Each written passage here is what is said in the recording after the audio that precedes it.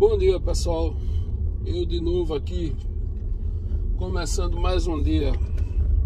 E a missão de hoje começa em levar um notebook para a assistência técnica, porque provavelmente o conserto vai ser muito superior ao valor do computador. E provavelmente vai ser mais um a ir para o saco. O computador é esse daqui. Mas por que eu estou dizendo isso a vocês? Por que isso é relevante? Por que eu considero essa informação importante? Para vocês verem que ser empresário não é uma coisa tão glamurosa assim. Tem muitas, principalmente quando você tem uma empresa pequena. Quando você tem uma empresa gigantesca que tem departamento, setor, gerente, supervisor, superintendente, diretor, e normalmente o presidente é a pessoa que menos sabe das coisas.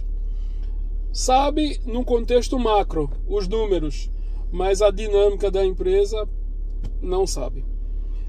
Mas quando se tem uma empresa pequena, com alguns poucos funcionários, como é o caso da nossa, nós somos uma empresa muito pequena, por sinal, acho menos de 10 funcionários. Então, normalmente o gestor, ele é responsável por praticamente tudo, né? Eu advogo e gerencio a empresa. E cabe nos atos de gerência a manutenção do ambiente de trabalho e dos equipamentos. Então, esse computador tem que ir para o conserto. Qual é o problema dele? Simplesmente não liga mais. Mas e daí? É só um computador numa empresa. De fato, hoje é só um computador numa empresa.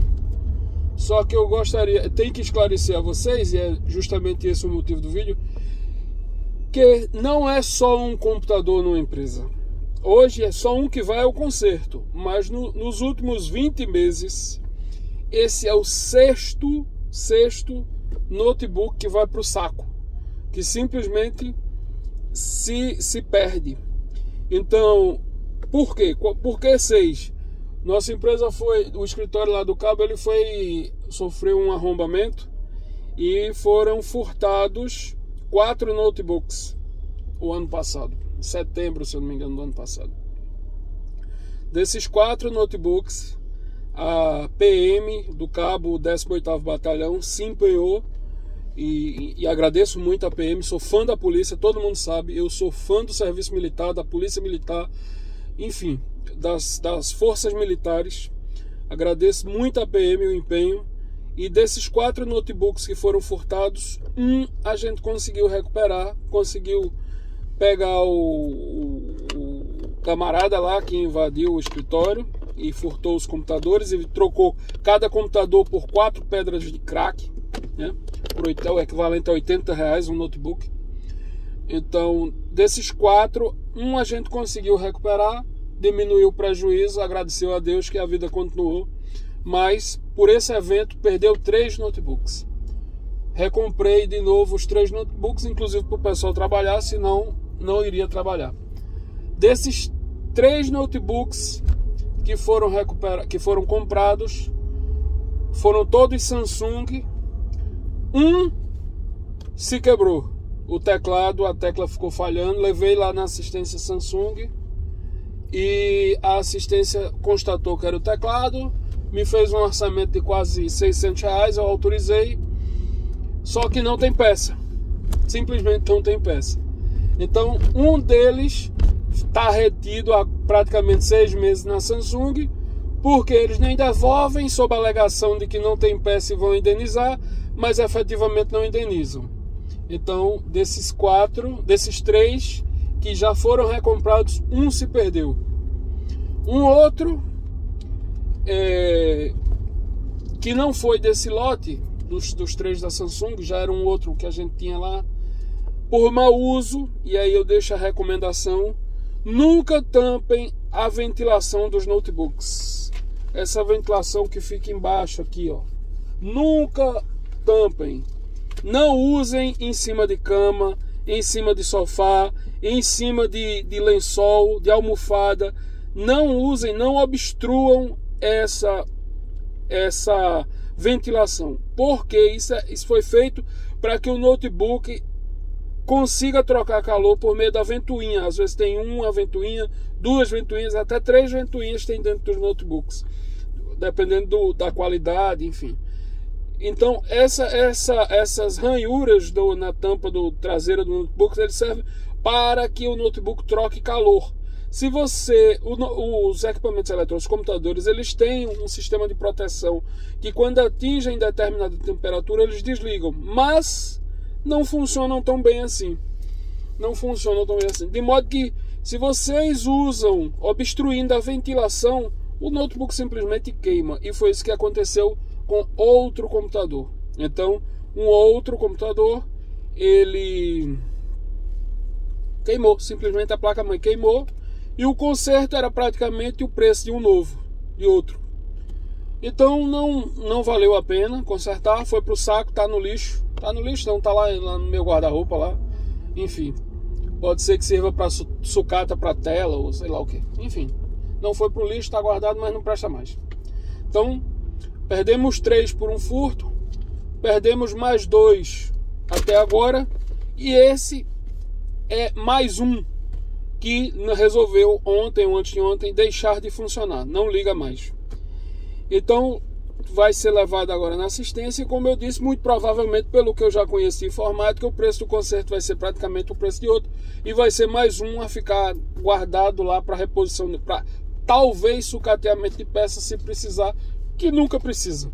Enfim, é um entulho que fica na casa, termina sendo doado ali ao pessoal do Hospital do Câncer, ou sei lá para quê, para eles fazerem, retirar sucata ou vender aí como reciclagem. Então, a informação que eu quero deixar clara é justamente essa, que na sua empresa, como eu havia falado sobre o faturamento e o lucro, tem que ter uma margem de segurança que é para depreciação e manutenção da empresa. Tem que haver uma separação do faturamento e ser guardado com a rúbrica de manutenção e conservação do patrimônio. Porque senão acontecem essas coisas subitamente, né? O colega lá, o advogado que trabalha nesse computador lá no escritório, simplesmente notificou dizendo que o computador parou de ligar, e eu tenho que resolver. Vou levar a assistência para fazer um orçamento. Provavelmente não vai funcionar, eu vou ter que comprar outro computador, senão o colega fica sem trabalhar. E aí uma mão de obra parada é muito mais caro do que um computador quebrado. Então essas coisas têm que estar no custo fixo da sua empresa. Elas têm que compor o custo fixo do negócio. Depreciação, conservação e depreciação do patrimônio. Quanto é isso? Depende. Depende do seu negócio. Depende do tamanho da sua empresa. Depende de quantas pessoas trabalham, né? Como é que você mitiga ou diminui esse custo fixo ou esses problemas? Apenas com orientação aos funcionários, aos colegas, de que usem os equipamentos com a devida cautela, né? Sem expor a riscos, né? E aí, enfim, cada empresa tem o seu grau de exposição, o seu nível de exposição, sem expor os equipamentos a risco. Caiu aqui. E com muita orientação. Mas no fim, o que vai... nunca vai ser... Mas no fim, como eu havia dito, não é possível retirar essa rúbrica do custo da empresa, ou seja, conservação e manutenção do patrimônio, porque sempre vai haver depreciação, vai haver uma cadeira que quebra, um serviço que precisa ser feito, enfim, mil coisas, um eletrônico que quebra, a impressora que quebra, tudo se quebra, tudo se acaba e se quebra. Então, componham no custo de suas empresas essa rúbrica, conservação e manutenção do patrimônio, para não ter surpresa, para que quando um equipamento se quebre, possa ser facilmente substituído e a empresa continue suas atividades. Entendeu?